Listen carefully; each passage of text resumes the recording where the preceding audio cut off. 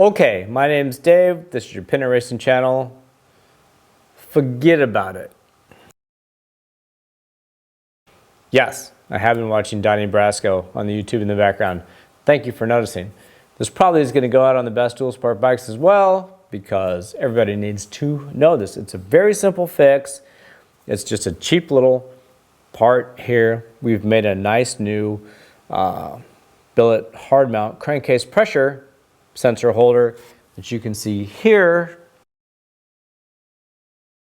And that really helps solve the problems of the leaking between the O-ring at the pressure sensor and this joint that's here, because this is just a flexible rubber tube and the thing's moving around and all of a sudden it starts to leak. And you saw in a video before, bubbles just coming out of the thing. So you can really glue the thing up and go crazy, or you can go for the better alternative and use this new billet deal, and it comes with your little hose and the two little clamps and fits like this. And one good thing about it is the different shape, and that's actually worked quite well because stock, if the bike's more up at an angle, it's much easier for oil and fuel to run back into the sensor, and it will get into these holes right here, and that goes in and clogs up the small membrane inside. This is just a membrane that flexes in and out,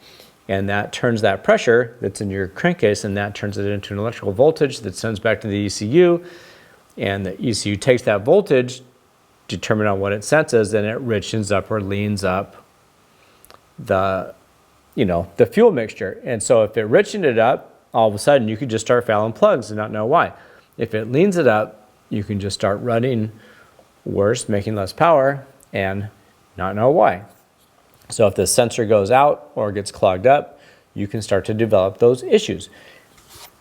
That's one good part about this thing being at this nice 90. It's that much harder for anything to go in and cause an issue with the sensor. So it's been tested quite a bit.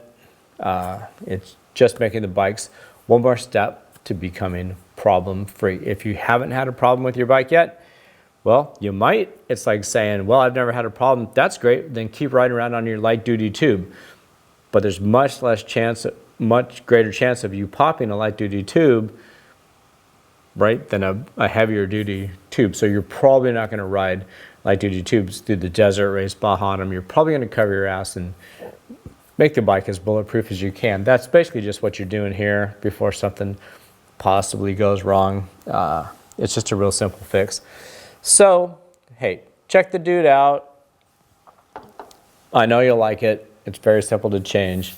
Next video, we do have to get into how the changing of the pressures in this thing affect the air fuel thing on both sides.